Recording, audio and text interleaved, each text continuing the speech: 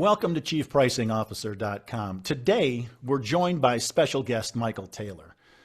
Michael, I'm really excited for this conversation because this subject is fundamentally fascinating to all of the pricing leadership listening in. Why? Well, as pricers, we've lived the struggle of driving success of these multifunctional projects that we all work on. Everybody's got opinions and instincts and explanations that are coming in after the fact, but the notion that we could actually pinpoint and then cultivate the drivers of successful outcomes, that is what many of us have been really waiting for. And quite frankly, that's you and your work at SchellingPoint, the group you founded specifically around project and program success. You started with a very straightforward definition of success: on time, on budget, and on benefit. Not theoretical success, not did everybody feel good when it was all done, not did we ultimately get done, but we had to spend some more or reduce the scope or somehow take away from the value. It was on time, on budget, on benefit. And after reviewing more than 600 projects, you found out something that was, well, kind of shocking. If success is defined on meeting all three criteria, on time, on budget, on benefits, wait for it, only about 6% of those projects succeeded. 94% of projects did not. Now, if organizations are filled with smart people, we're all smart people, strong intentions, executive sponsorship, analytics, planning process, but we're still getting a success rate that's below 10%. Michael, what are we missing? John, thanks for having me. Well, we started with the conventional thinking, which is that all of that 94% of variance from ideal was implementation issues. Something going on in implementation that was causing the benefit, the budget, the cost to not reach what was intended. This is all based on the conventional presumption that a good decision, a good set of goals and plans fit for implementation are being moved into implementation. That's the underlying presumption. And very quickly in the research, what we discovered was that the design, the goals, the plans that had been put together actually contained many unseen, irrecoverable flaws. In other words, many implementations are starting with a product that's not actually fit for implementation.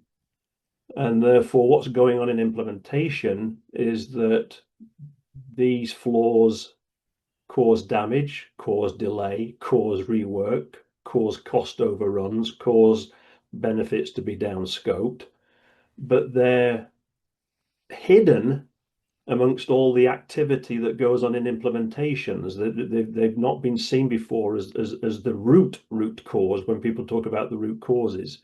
So that's that was the surprise that we had when we started the research or got into the research, was actually realizing that the root was right at the beginning, before the implementation even started on day one. The problems were there. So before we ran into the overruns, before we ran into the go find me some more budget, before we ran into the scope doesn't quite fit what it is we expected coming out of the requirements, there's something far in advance of that that we have to go fix. And what is that? So when you look at an implementation of any decision and you assess it by on budget and on time and on benefit, you also have characteristics of the decision that's being implemented: fit, feasibility, and alignment. So when a group comes together, and whether they're formulating a strategy or a policy or a merger integration, a pricing strategy, whenever a group puts together goals and plans, you can ask the same question: what does good look like? And there are three core essential criteria. It needs to be the closest fit, maximum feasibility, and sufficient alignment. What we found in the research very quickly is that most group decisions, and I'm using a decision as a generic term for a strategy, a policy, etc., most of them are not the closest fit. They do not have maximum feasibility, and they do not possess sufficient alignment. Those gaps, therefore, are in the design on day one when implementation implementation planning starts with those flaws built in, but unseen for the most part. Well, let's take that down to a practical level. This is Yeah, fascinating, and every time I hear you speak, it's mind blowing because most of us think about projects in terms of being able to drive at a set of objectives and being able to drive at a deliverable and being able to work within a budget and having constraints associated with resources. And what you're saying is the decision itself of what good looks like is where it all started. And the rest of it, it may not matter. And so when I pull that team together and I say, I've got in the room, you know what? I'm going to bring the C around pricing, yeah, right? Because we're yeah, talking to yeah, pricing people yeah, here on the phone. yeah, I'm going to bring together the head of marketing and the CFO.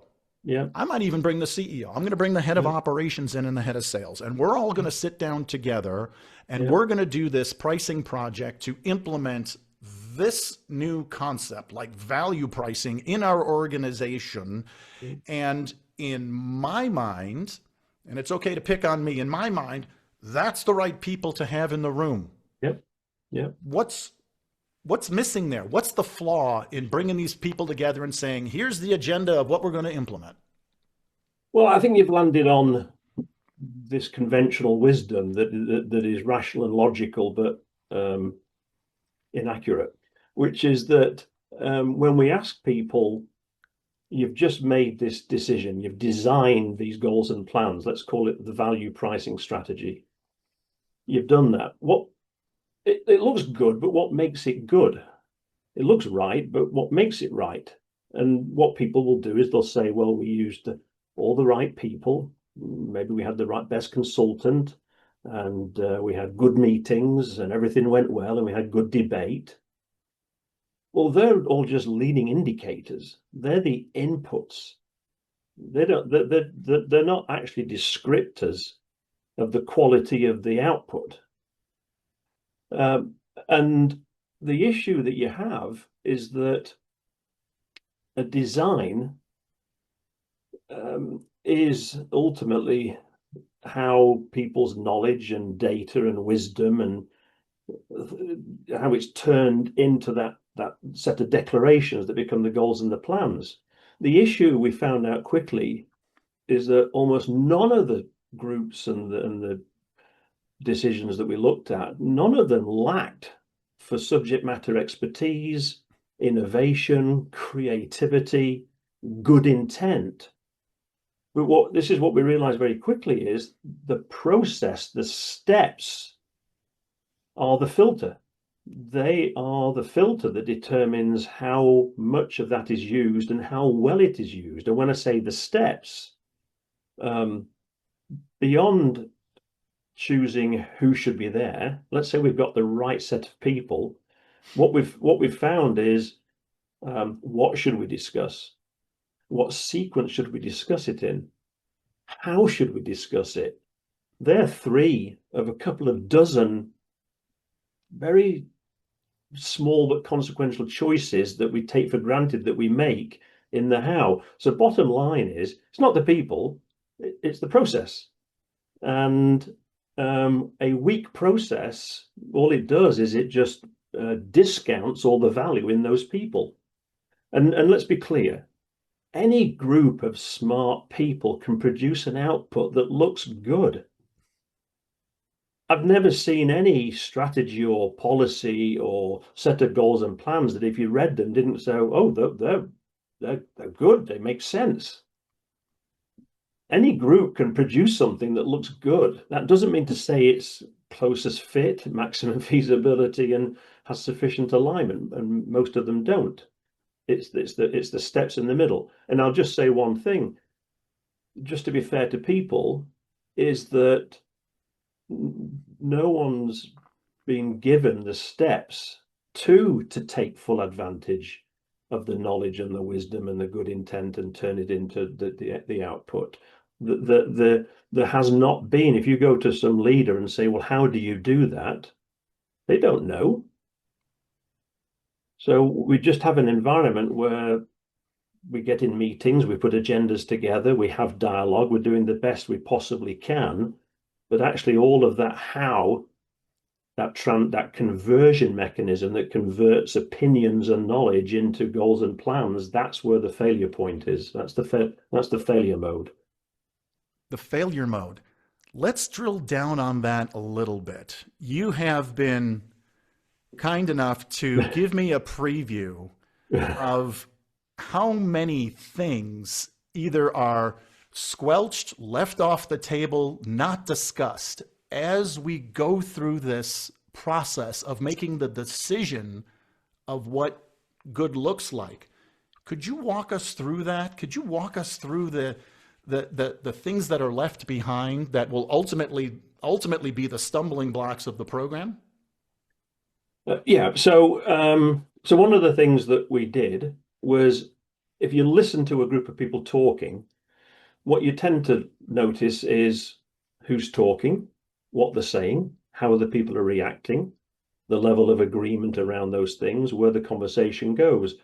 But actually, if you listen differently to what they are saying, there's only 4 types of opinions everybody is expressing.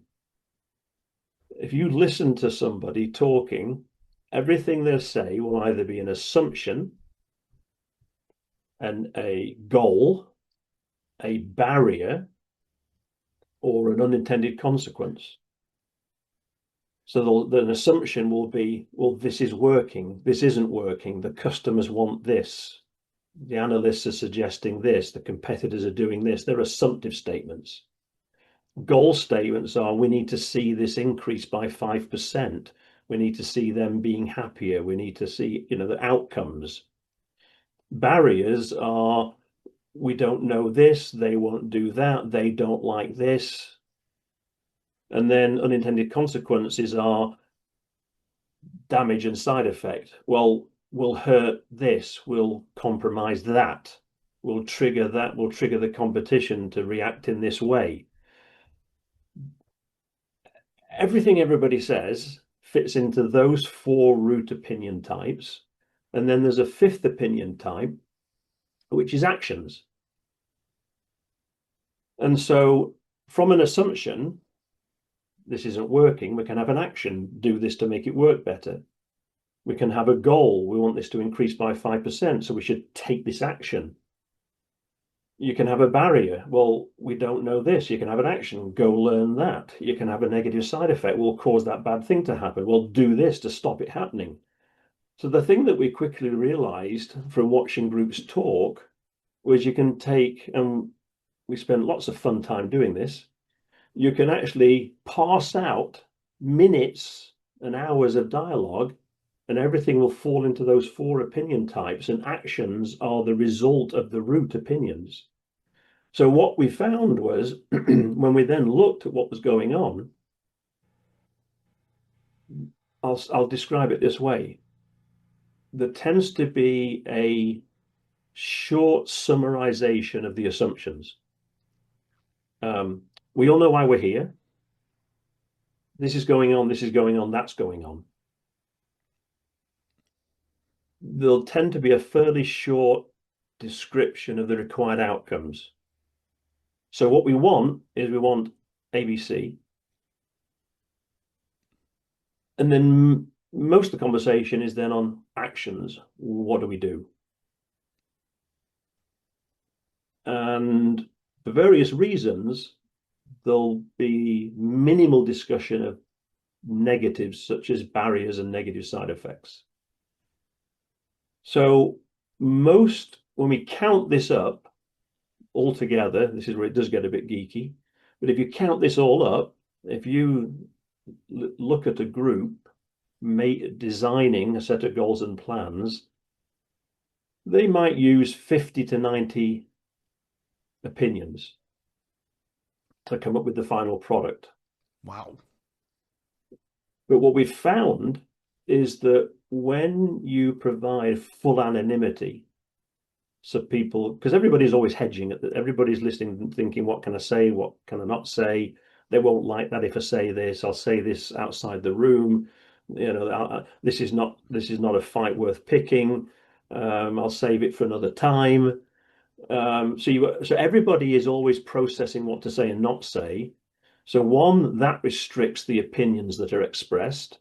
And then the other one is that because this frame doesn't exist, nobody ever said, well, do we have all the assumptions? Or could ask, do we have all the assumptions? Do we have all the goals? Do we have all the barriers? Do we have all the concerns for the side effects? What we've now found is that groups average about 120 to 180 opinions. So basically, if I could just kind of simplify this down, is traditionally groups go into these goal setting and action planning sessions together. Through the course of the dialogue, they'll touch on 50 to, let's say, an average of 75 opinions, that they're the raw material that become the output. But we know that the group actually in all their heads has about 145, about 2x.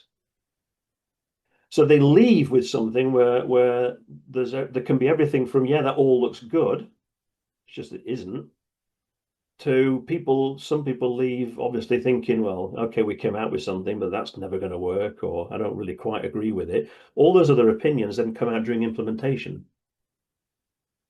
Wow. Wow.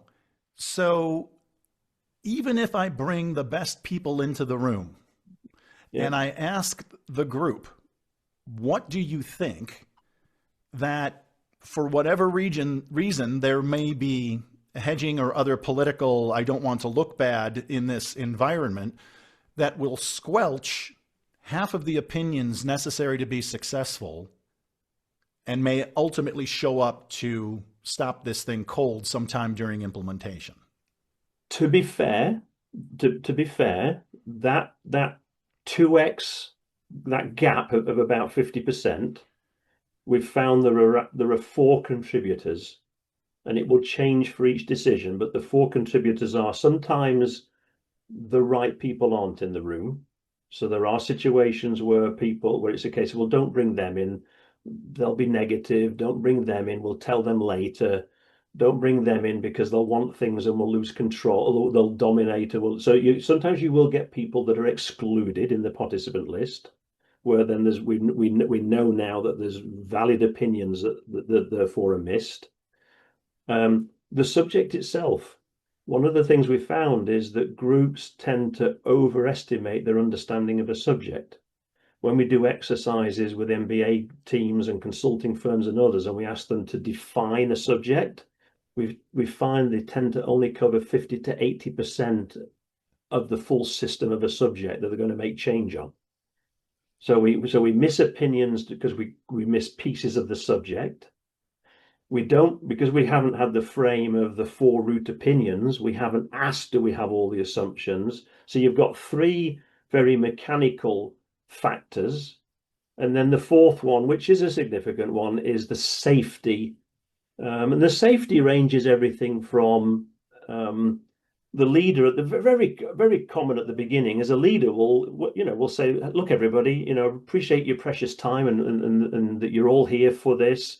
We all know why we're here, and they'll typically declare 4 to 6 assumptions: the competition, this, our pricing, this. Any questions? No one's allowed to actually question what they said. They're only allowed to ask questions for confirmation, right? We now know, though, that the group, if you ask them the total number of assumptions they have, it's about 30, not 6, it's 30. There's many assumptions not just brought to the table. So you've got reasons why opinions aren't brought out, and then you've got this safety factor. I don't want to challenge what the leader said about the state of things, even though I don't agree with it. They say this, we now know that out of the initial assumptions, the group, when you allow them not anonymously to see or hear all the assumptions underlying the conversation, everyone only agrees with 20% of them. So 80% of the fundamental foundation of a group's decision never gets discussed, and 80% of it not everybody agrees with. Anyway, I can give more of those statistics, but that's what I mean by the process weakness. That is, again, fascinating. We're almost we're driving by looking into the rearview mirror here. There is so much that should be out in front of us as a collective group who all have the best intentions. My sense is that you're holding culture aside on this thing to a certain extent to say we actually all intend to go to this next place. So even with that in place, 80% of all of the opinions have not been addressed. Yeah, yeah, yeah. Just I think it's worth framing for anybody a fundamental different way of thinking here, right? So what we've learned from the research is that we use an absence mindset. And what I mean by that is we don't have the right pricing strategy, so let's get one. We don't have the policy that's working, let's get one. So we end up with something that fills the hole that we feel we have. And we have good people having, let's say, mostly good dialogue, and any group will form something that looks rational and compelling and valuable. Our own capabilities fool us in a way. What actual fact occurs, and you use the term there, John, I don't know if you meant to, but use the term, which is at the moment when a leader says, we don't have the pricing strategy that we need a new one, mathematics tells us that the optimal pricing strategy is latent out there in data and people's collective intelligence. That's just a truth. The moment any leader says, I need a strategy, we need a new policy, it's not a hole to be filled. There's a latent optimal out there. So what you want to be doing is saying, right, I need that data. But by the way, data only covers about 5 to 25% of what becomes a final decision. Most of a final decision is opinions. And that's the collective intelligence. So really the process error that we didn't know we were making was we need to be gathering. We want all the opinions. They're all assets. They're all useful. And then we want to know where we agree and disagree on them. We now know that when the first conversation occurs, most groups agree on 20% and disagree on 80% of their own opinions. So rather than treating misalignment as a bad thing, we should treat non-like-mindedness as an asset. In that non-like-mindedness, there's basically problematic and then there's productive non-like-mindedness. We now know that. So basically the bottom line is the mindset of, oh, we don't have something, let's get together and create it. That we should replace that with, we don't have what we need. It is out there. Let's go get the data. Let's get all the opinions we can that represent the collective intelligence and then process them. And the joke is, it usually takes less time than it normally does if you do it right. Anyway, wow. Yeah. Two things that came out of that. Number one was your last one, which is if done right, if we collect up all of the opinions necessary, we'll get to an answer faster than if we do this by dictate, saying this is what's necessary and let's go in my direction, follow me, leaving behind. Or days at workshops and meetings and dialogue, and we call them plates of spaghetti conversations with tangents and let me tell you this story and all the stuff that goes on. Most of it's unnecessary. Wow. And the other one, there's this non-trivial difference between alignment, an overused word in what we do for a living, Mhm. and like-mindedness. Can you Mm. speak to that for a moment? Yes, one of the things we found in the research, we talked to CEOs and executives and managers and leaders and asked them about the aspect of sufficient alignment. Because everybody said if you don't have alignment, it doesn't matter what the plan is or the goals are. If you don't have alignment, it doesn't matter. And they told us that we said, well, how much time do you spend creating and sustaining alignment? And we've had CEOs and leaders and managers tell us that it's 50 to 90% of what they do all the time. And then we asked them, well, where were you trained? And they go, well, I wasn't trained. I just learn my own way of doing it. But the other thing that we noticed was that the word alignment is used as both how a group thinks about something and how they act toward it. And that's not right. How two or more people think about, let's say, an opinion, the customer wants more of this, the competition's getting stronger. How our pricing system isn't fit for purpose. The degree to which some people agree or disagree with that opinion is their like-mindedness. How they act towards that opinion is their alignment. Those are two very different things. So you can say, I think we should go left, and I can say, well, I think we should go right. We are non-like-minded. Now, again, I can go further into that. There's productive non-like-mindedness and there's problematic. But my point is, we're just non-like-minded. And in fact, what do good leaders do very often is they pull together people with different backgrounds and knowledge and skills. You can't judge people negatively. This is the irony. So often managers and leaders judge groups negatively for being non-like-minded because they call it misaligned. You're misaligned. It's like, no, you're non-like-minded. The question is, how do we understand that and say, okay, what's it going to be? Is it going to be right or left or not go anywhere or south? So you want to reconcile, accept non-like-mindedness and reconcile it. Now, you reconcile it into an aligned position. We're going north, or we're not going anywhere. We're going to stand still. How we act around that is our alignment, right?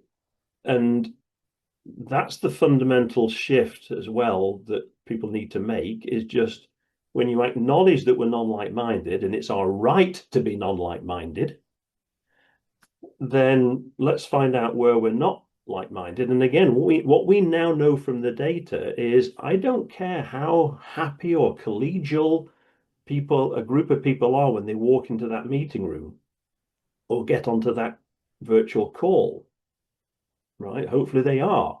But we know the reality of the data is that on 80% of the underlying opinions in the group about a subject, they're non-like-minded. When we look at those 80% and work out which are the ones that have to be converted from we don't agree, we don't think the same about that, into we agree we're going to act toward that, it's on average 54%. So just over half of the things that a group are non-like-minded around, they as a group say, we need to turn that into something we're going to align around. If you just follow the mathematics for a minute, it means that 2/3 of the agenda in a group to come up with the optimal goals and plans for a subject, it actually means that at least 2/3 of the discussion in a group should be around disagreement. And that is fascinating because most meetings you get at an executive level are not necessarily about disagreement. They're about forward motion. That is the reduction in disagreement or perhaps the dismissal of disagreement to get to action. Yeah. Oh, yeah. We've had executives say, yeah, my job is to, my job in the room is to bat these things away as they appear. Oh, what you mean is you're batting them into the implementation and you're going to pick them up then. That's right. Yeah, that's right. It's there's a lot. Well, just to be fair to everybody, just to be fair to everybody, the problem that executives and leaders and managers and others are dealing with is this is not a group decision design, because that's what we're talking about, right? Most people think of decision making, and decision making is where you're given a choice. I don't think anybody walks in with 3 pricing strategy options and says, okay, chief pricing officer, here's 3 options, let's get together and pick which one. That's decision making, where you're making a choice amongst predefined options. I believe, John, what your community is doing is they're doing group decision design. Again, there's a situation that triggers them to say, we need to improve this. They therefore need to design the new pricing strategy. Michael, in the intro, we talked about these 600 plus companies that you have been studying and what you found around group decision design. Could you give us more detail on where you see these things breaking apart? Yep. Yes. So, John, I just share my screen here. So, John, just to first of all recognize that every group and every decision they were designing a set of goals and plans was unique. No two were the same. They're all different. However, they all share this common model. There is some amount of data that feeds the group's opinion. Most of the raw material that goes into goals and actions are people's opinions. And then it's through the dialogue that we produce the goals and actions with a degree of fit, feasibility, and alignment. That's the common universal model that's similar to all of them.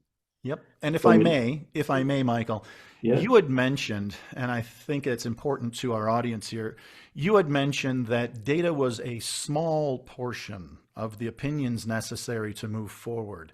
I believe that this actually represents that, what was the number? 20% or 25, 20 to 25% of all yeah. data is important in opinions, but not more than that? So it varies by group and subject from anything from 5 to 25%. The key point for people to understand is that data itself is like feedstock. What I mean by that is that when there's a piece of data that says this is trending at 3.7%, the group either accepts that and it becomes their opinion. Our opinion is that that is trending at 3.7%. But when data is presented, groups will often adjust it or reject it. Well, I know the data says 3.7, but for these reasons, we're going to consider it 4.2, or we're going to reject considering that data. On average, in groups, generally research says that as much as 40% of the data that is given to decision groups is adjusted or rejected. So the point I want to make here is that data, good data, is essential, but good data doesn't make good decisions. Most of what goes into the final output is these opinions that come from individuals. What we can do is we can track it back to, in some cases, that of all the opinions, there's only 5% of those opinions that originate in hard facts and figures from credible third-party sources. And so, don't get me wrong, as a statistician and a mathematician and other things, value data. But there's so much going on in the world around right now because of data availability and data access that there's a bit of a mindset of, well, I've got the data, so therefore I can make a good decision. That is absolutely not the case. Without the data, you're very unlikely to make a good decision. But having good data is is just a component, because that data gets given to a group who then choose which of it they're going to make their opinions a lot, and put those in alongside the other 75 to 95% of the opinions that they have.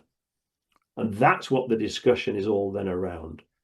Michael, you've just described the situation in pricing in particular, whereby price analytics are provided as feedstock to what should we be doing with the business model, and to think that we should get even more and more and more deep into the analytics isn't necessarily going to make a significant difference in how we're designing our pricing, our price strategies, our price optimization process, whatever it is we're trying to do in price and commercial excellence going forward.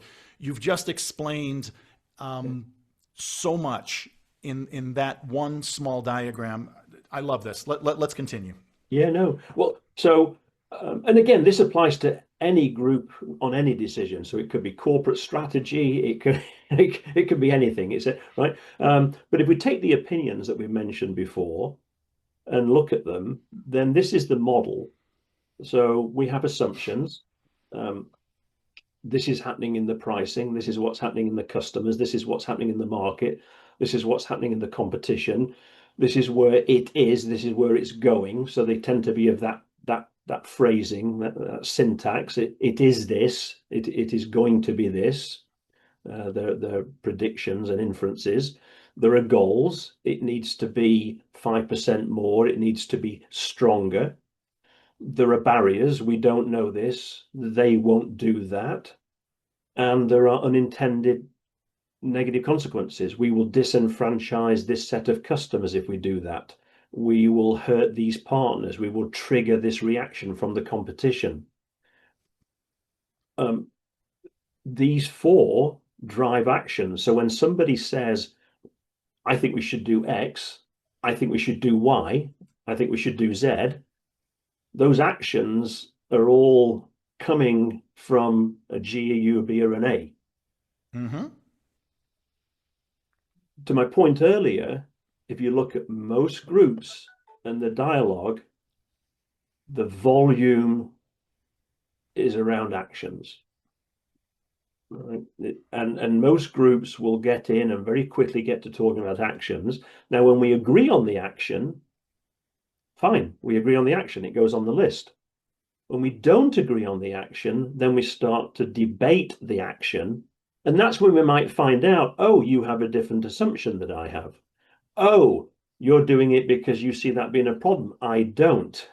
So we tend in traditional approaches to only get to the underlying G, U, B, and A's when we don't agree, when we're not like-minded about an action. If you want the correct and complete set of actions, you should actually start with the G's, the U's, the B's, and the A's. So what are the assumptions that we have? And if we agree on an assumption, then is there an action we should take? If we don't agree on an assumption, then is that an assumption that's so important that we can't just leave it as non-like-minded? We need to reconcile it into something we'll align around, and then we can put an action behind it. So you can do that with all four of these. These are the volumes from 600 plus, and it's growing all the time, but this is the current averages from over 600 groups, from federal governments to corporate teams to churches to non-profits, just all walks of life. This is in absolute numbers then? 37 assumptions on average? Is that correct? Yeah, yes. If you ask a group of people privately, and I go back to those four things that we found cause the weaknesses or the gaps. If you make sure you actually have all the participants, all the people well, again, if you target the collective intelligence around the subject and say, who are all the people that could have opinions on this subject? What is the full system of the subject? the four types, the four root opinions, and then make it a fully anonymous process. So the process we use doesn't disclose any individual at any point in time, so that people then will say the things that they wouldn't say in other formats. Yeah, so when you cover those four bases off, it turns out a group on average, when the leader says to them, we all know why we're here, it's because of these 3 to 5 things, it turns out there's actually, if you actually get everyone to describe, so just describe, where is it today?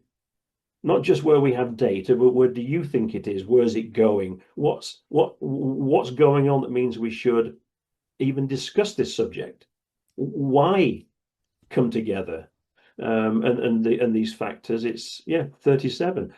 Same with the goals. Typically, that a leader will say a good pricing strategy, and when we're done, and then they'll typically list typically about 3 outcomes. It would give us this, it would give us that, it would give us this. But we now know, when you go to everybody and ask them, if we came to you in a year's time and asked you, did your group design and successfully implement the ideal, the optimal pricing strategy? On average, there'll be 18 indicators of success. Wow. Yeah. So when somebody announces a new pricing strategy and says, you know what, this is going to be dropping 4% to the bottom line within the next 12 months, and we are going to be rationalizing part of our customer portfolio to reduce it to 90% of its previous size, and we'll be increasing the overall customer satisfaction score of our largest customers, and then steps back from that, they're missing 15 other goals that others have in mind. Yes, and again, to be fair to that leader that does that, it is generally accepted as good management practice to have 1, 2, or 3 non-negotiable goals and objectives that, without success in those, the others don't matter. And also, it's very easy for our brains to cope with 1, 2, 3, at most 5 items. The issue you run into is that when you don't acknowledge that there's all these others, there's a couple of consequences. The person that really wants to see goal 18 but never had a chance to raise it or express it because the process didn't allow them to say, I think one of the indicators of success is achieving goal 18. During implementation, some of them will just forget it and go, well, that's not part of it. They won't mind, but others won't. Others during implementation will then do things to have goal 18 manifest itself along with the ones that are formally published. So we no longer have coordinated action or amongst everybody. We've now got these unilateral actions. The other thing is, when the leader declares success a year later and says, look, everybody, well done. A year ago, we said we're going to come up with the ideal pricing system, and we've implemented it, and well done. And these 3 goals we hit. This is what causes, this is very strong, of course, in mergers. Mergers are good examples of this. Outsourcing contracts.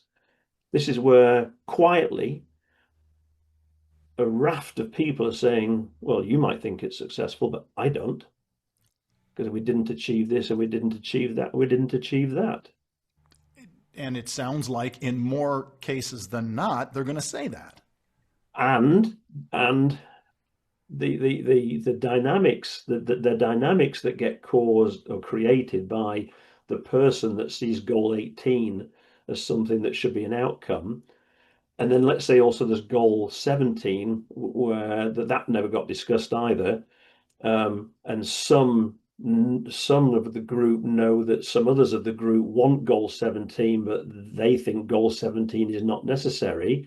That leads to all the politics of, look at those fools over there. Look at them over there trying to make goal 17 come about as well, which is not part of the scope. And now they're bad people. This is all the stuff that causes all the politics. Wow. Yes. And for pricers who have to work across marketing and sales and finance and operations, this is where we're feeling it. And we feel it every day because we have a sales organization saying, I understand what you're trying to do, but household harmony comes as a function of my ability to be able to maximize the current incentive compensation. And you guys never talked about incentive comp when you came up with this new pricing strategy. And Right. and so those goals then splinter off very quickly and turns into to echo your words. It turns into an us or them situation. Yeah. Well, you're sub-optimizing the project. No, I'm optimizing the project to my own Yes. benefit, quite frankly, which is what you told me to do. Yes. We often come up with the phrase, don't be surprised when people do what you pay them to do, as an example. Anyway, Yeah. I love this stuff. Please continue. Well, the point about it is that barriers, if you look at most strategy documents, policy documents, there'll be a section called a risk analysis. Mm-hmm. And you might get 5 to 8 items noted. And there'll be an answer, there'll be a mitigation, therefore we're going to do this to stop them being a problem or prevent them.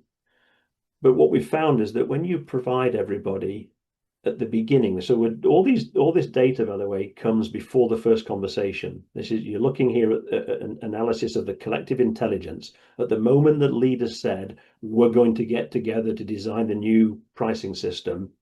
At that moment, when everybody was anonymously, virtually, individually asked in a virtual dialogue to share their opinions, this is where this data is coming from. And right at that moment, there were 35 different barriers that people perceived. The bit about this is that a lot of methodologies don't cover the barriers because we're here to do something positive. We're here to do something generative. We're here to do something advancing. And barriers is negative talk. When somebody asks the question, well, let's do a pre-mortem, why won't it work? Let's just test this for feasibility. You might get somebody, a direct quote from somebody is, I was in a situation where I mentioned 2 problems. I didn't mention the other 7 I saw because I didn't want to be seen to be negative or that people think I didn't support the project, right? So this is a good example of withholding. And there's a bit of a mindset which is great. We've come up with the goals and the plans. Let's worry about barriers, downstream. So we now know that the volume is significant, and of course that causes people to sit in the meetings thinking, okay, we're having all these conversations about where are we and where we should go to and what we're going to do, but it's never going to work, right? Right. The interesting one is the unintended consequences. The only groups that we've found that proactively inquire into how the action could trigger negative side effects is the military, healthcare, and engineering when they're doing systems design. Otherwise, methodologies, goal-setting methodologies and problem-solving methodologies, we haven't yet found one where it's documented in the methodology to, at the beginning, inquire as to what could the unintended negative consequences be. The Harvard research that was done by a team that we're related with, that part of this work is related to and comes from, in the study they did in the Fortune 500, interviewing executives and leaders about that on benefit, on time, on budget outcomes. One of the patterns that came out were unintended consequences were always spoken about in the past tense. And they were the reason for the 94% gap. So you'd have somebody say, well, the pricing strategy was a good design and what we put together was great and could have worked. No one could have predicted the competition would react that way. No one could have predicted that the customers would react that way. No one could have predicted that. So it's just, so the main point here is that we tend not to think of these things. And the other interesting piece of data is that on average, when we do proactively ask everybody at the beginning, as you go into thinking about this new pricing strategy, where do you have any concerns that taking action could trigger unintended negative side effects on yourself or colleagues or customers or others, or with competition or government regulation or whatever? Mm-hmm. The leader, the leader will on average express two. The Two. other 11 come from all the people involved other than the leader. Wow. And the final point I want to make here is that in terms of commitment to the final goals and plans, barriers are logical. They tend to be fairly logical. Well, we don't know this. Okay, we'll go learn that. The system doesn't do that. Well, we'll make the system do that. Barriers tend to be, we can overcome barriers. Unintended negative consequences tend to be emotional. Okay. So I agree what we're doing right now isn't working. I like the sound of the goals. I agree with the actions we're taking or going to take. I agree with the barriers and that we can overcome them, but I don't want to do this. It's not safe. It's going to hurt those customers I care about. It's going to, so though the number is small, they are significant in terms of causing a safety concern that slide people down from, commitment to compliance to rejection. When all they're the one thing that at the end of everything can stop people dead in the tracks. So just to finish, sorry, but the point is that these volumes are here, and I think that the other point about this, John, is it's not just the volume. This is where classical stakeholder interviews and things like this have had a gap. It's not about listing these things. It's not having a list of 145 opinions. It's having the list, but it's then understanding out of all those 37 assumptions, great, there's 9 where we're like-minded. Good. We don't need to spend time cum-by-ahring about those and wasting time where we're all like-minded. But there's 28 where some believe this is the case and some believe it's not. Out of those 18 goals and indicators of success, there are 5 where we all see those as the outcomes. Great. Let's not spend our time cum-by-ahring about those. We can put the actions behind them. But what about the 13 where some think the new pricing strategy needs to yield these outcomes and others don't? And you can see the same. Most of the barriers people don't agree with. You think that's going to be a problem. We don't. The same with the unintended consequences. So anyway, I think This is really important because I think that you're pointing toward action that we need to take against this reality. And by the way, thank you. Now that you've walked through it, it appears to me that we should be spending most of our time in the yellow and getting to resolution somehow around all of these areas of yellow. Yes, that's right. So what do we? Yeah, sorry, go on. Yeah. Yep. So what do we do? Well, so there's 2 things. First of all, systematically, this is the way to organize everything. So if you want to produce a set of goals and plans that don't just feel right or right, look right, but actually have technical integrity, are right, this is the outside in frame. And how do I read this, Michael? Yeah. So you basically start with those goals that describe the external value.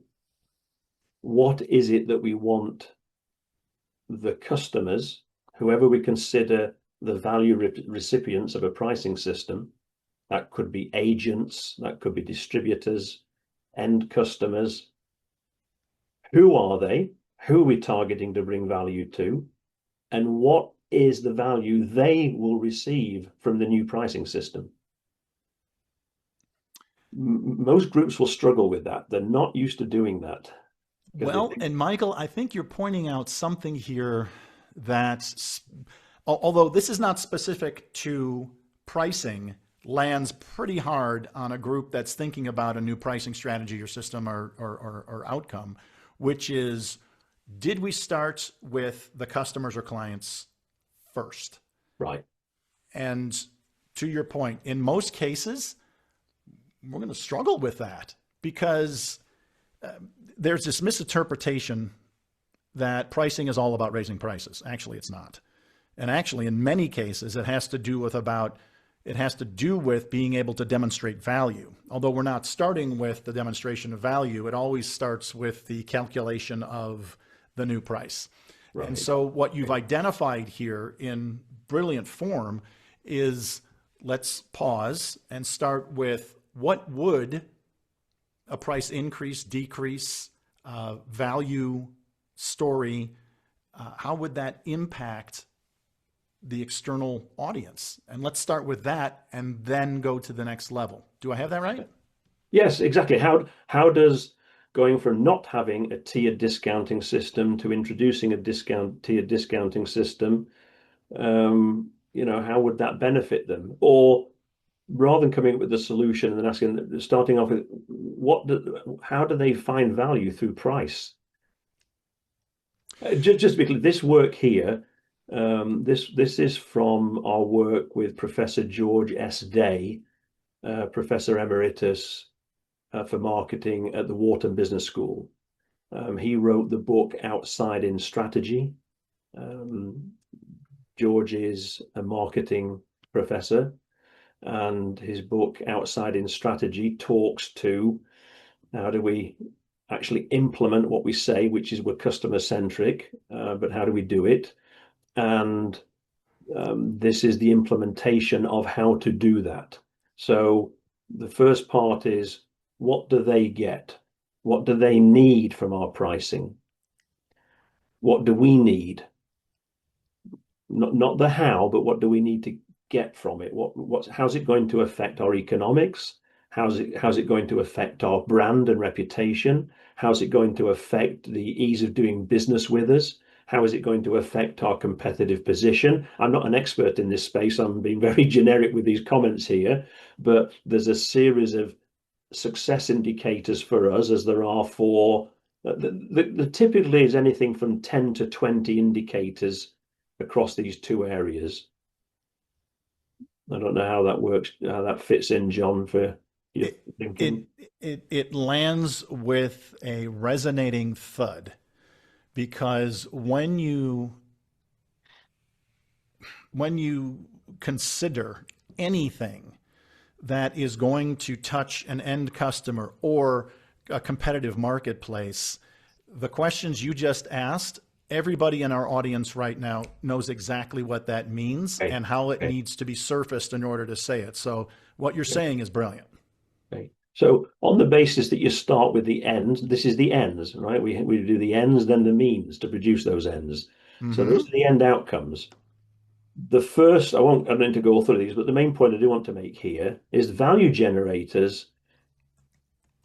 Those are the bets, those are the mechanisms, those are the methods, those are the real changes. What are we going to do about our pricing system that makes it a value pricing system or whatever? I apologize, this is where you know better, right? But what are we doing that's mm-hmm. going to produce that external value that will produce the internal value? Mm-hmm. That is the key discussion and non-like-minded reconciliation position. After that, then it's all the details of how do we make sure we deliver those value generators? What do we do in our core? How do our core processes need to become more robust or be improved? What do we need to do with organization design, roles, responsibilities, knowledge, information, training?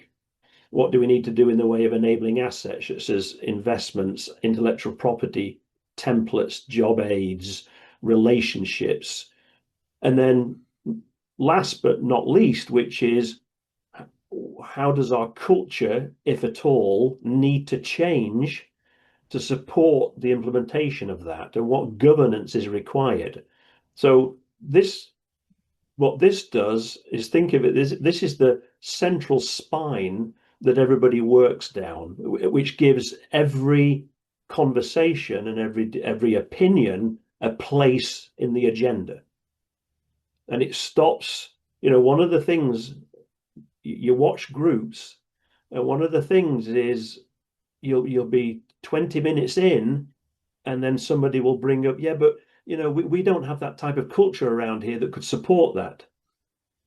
So we've just immediately negated a key value generator for what's called a feasibility bias, because of the inability of a culture to be able to change, right? So what we're doing here is we're saying that's what these arrows are doing here, is we lock in one, then you lock in the other, and then you lock in what's needed to support it, and then you get down to, so given all of that, what does that make sense? The tier at one level is designed to support the tiers above it. Absolutely. And that's the pyramid model of the foundation that raises all the way up through the external value that we intended, right? So Right. starting with the end in mind there, this is all brilliance, and needs to be considered for anybody who's getting into the group design mindset, especially when they consider what is a tremendous upheaval right now in the marketplace, and where pricers are trying to deal with the fact that their cost plus structures that have been around for 114 years are going away, and it needs to be replaced by something else. And to understand what the market thinks and the competitors think, there are, my sense is that if there's a continuum of number of opinions that are going to be brought to the surface in the way that you've described them, it's going to be toward the larger end, because everybody has an idea of what they think the future looks like. Or even if they agree on what the future looks like, they disagree when the future is going to show up. In many cases, when you speak to culture, in many cases, when you speak to the barriers to get there, cultural being one of them, it's also a reinforcer of the status quo, which is, well, we've always done it this way and our customers always see it this way. Whatever it is you're considering, there is an unintended consequence, which is probably they're going to be upset with the new way of doing things, even though it makes all sorts of sense for us to make sense of our new world that is token-based rather than cost-based, rather than value-based, rather than competitive-based. It's fascinating. You just did something there, John, I think that's very important, though, for the audience, which is you didn't end it at, well, that's the way we've always done it. And we call this finish the sentence, please. You said, well, if we take that mindset, that's how we've always done it.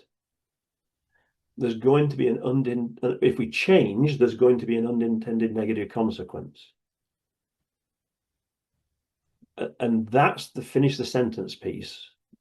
Okay, you're saying we've always done it that way. Either turn that into an assumption, a goal, a barrier, or an unintended consequence. You can't stop there. And that's what you did. That is what we're trying to get groups to do. You'll have some people use questions. People will use questions as a way to protect themselves, to not look silly or be wrong. And it's a safety mechanism. I think we should, should we be asking ourselves, is this possible? Just to be clear, behind it, there's an opinion. They either think it is or it isn't. Usually they think it isn't. A question's a way to camouflage an opinion. So we could spend more time on this, but I just want to bring up what you did here, which is getting everything to one of these four opinions. Question, because when somebody brings up a question, that it has to be turned into, may I ask what you think? Or let's turn that question into an assumption or something. You did something key there by not letting those statements that are in their own no value add. They don't add value to the conversation until they're turned into one of the four root opinions. And Michael, that's what you do for a living. Now, I am going to sound like an advertisement for SchellingPoint, but you've been good enough to arrive here and give us some of the insights of what it is you do. You help organizations get to better group decision making to ultimately lead to breakthrough changes in their companies that you're serving. Do I have that right? Yes, we are an applied research firm, and the reason why we're applied is because the research that's revealed all this, when we train this at business schools and executive education and do things, we do training, we do education, and we do training so people can be aware of these things. But the problem is there are so many changes. It's such an undeveloped field, and there's so many changes. And of course, training has an issue that you go to a good training class, but you only remember one or two things. The issue was sustainable application and consistent quality application. So we deployed all of this into a piece of software which enables groups. Basically, what the software does is it takes groups through these steps. All these principles are applied. So yes, that's we're an applied research firm specializing in group decision design. Yes, yeah. And the results that you get are breakthrough. Can you describe some examples without naming names of the kind of results that you've gotten by using these techniques that anonymize all of these opinions, that allow you to speak freely, then pull these things together so that those things that are left unsaid are being part of the group design forward so that we have success afterwards? So some examples in government. For 11 years in a US state, there was contention and disagreement over a payment system for workers in the state. There was debate for 11 years, and they applied the SchellingPoint group decision design approach, and that was solved, and a new increased budget was approved within 6 months in the state senate.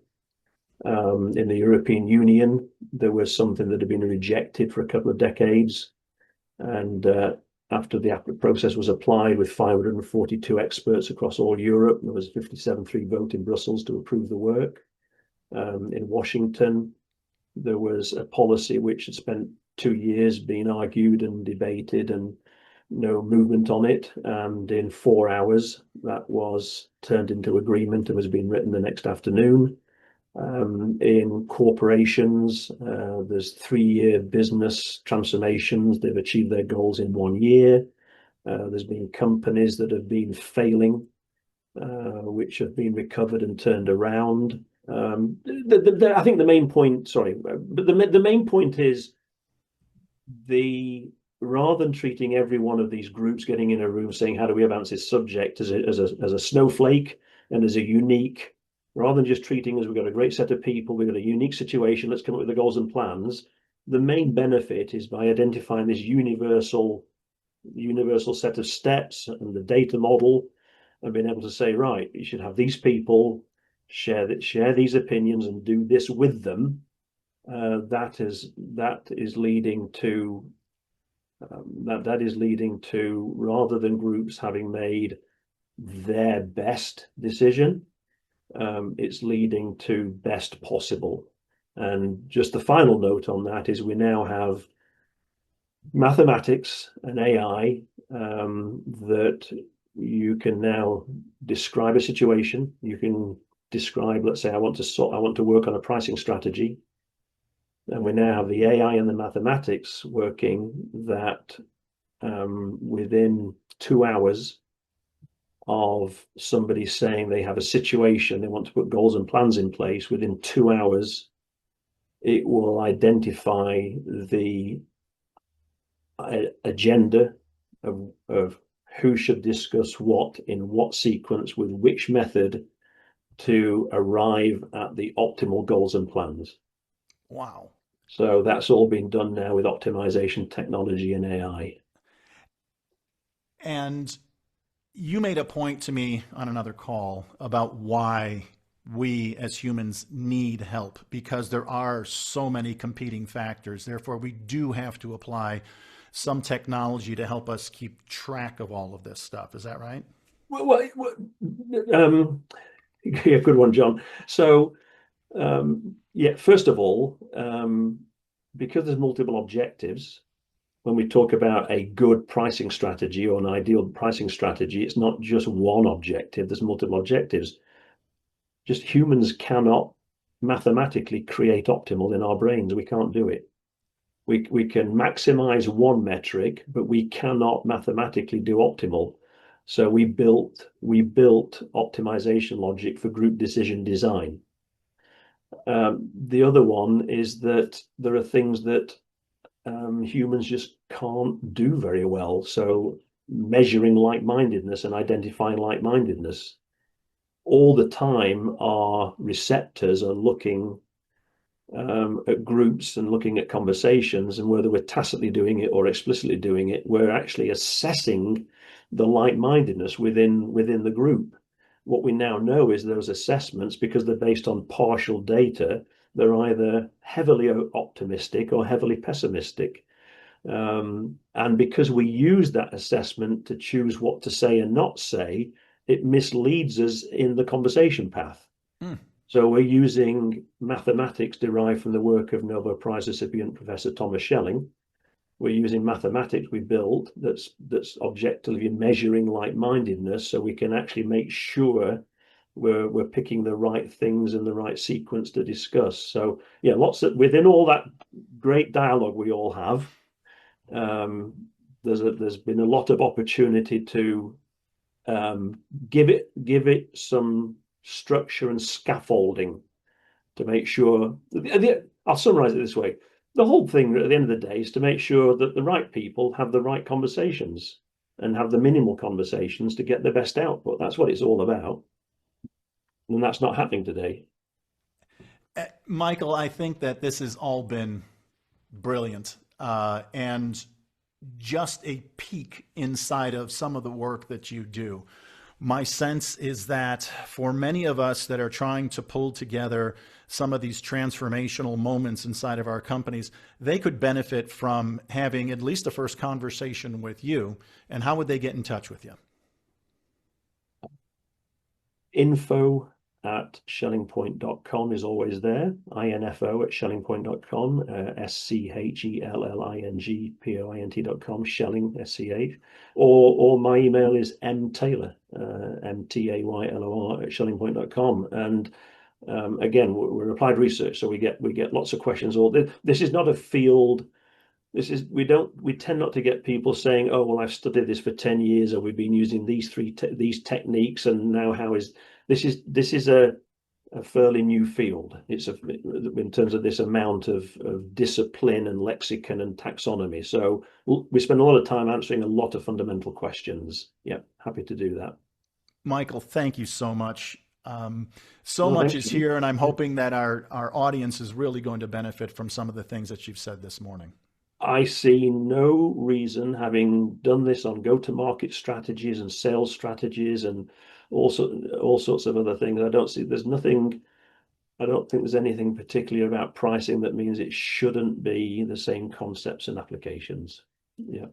Excellent. Looking forward to talking to you soon. Thanks. Thanks, John. Cheers.